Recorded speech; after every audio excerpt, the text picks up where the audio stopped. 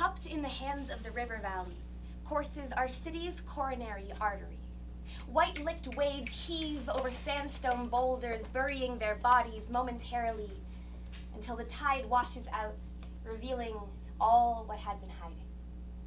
Both a natural wonder and a teenage haunt, the river is strong, and I've been drawn into it before. And the first time a friend of mine was yanked underwater, her adolescent body turned to freshwater tsunami, flooded the city, killed all the crops while my stomach sank to the bottom like a bag full of rocks.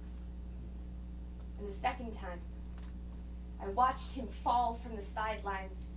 His body hit the surface like a slab of cement. The third time, I still tried CPR, but the fourth barely left a dent. By the fifth, I knew too well the charisma of a current that promises to wash everything away. And I couldn't get the day off work, but I didn't really want to hear what the priest had to say. And I'll confess it.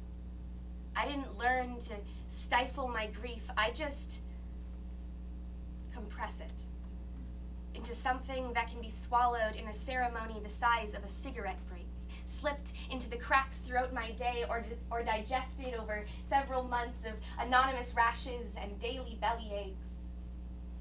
And I barely remember hearing the word 6.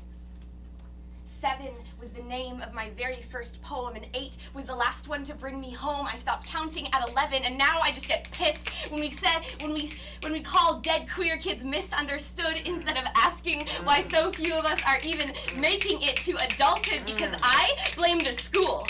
I blame their parents, I blame the system and myself, I blame their church and tradition, I blame Harper and Trudeau, I blame our neighborhood, the wild rose, I blame, that's the wrong line, and God, fuck, I blame our neighborhood, the wild rose, and heaven knows I will never forget his father, his author, his assaulter, kneeling at the altar, reading an obituary printed on pages made of running water. And some days, these frosted white waves still look so forgiving. I remember my fingers slipping. I remember staring into the blue.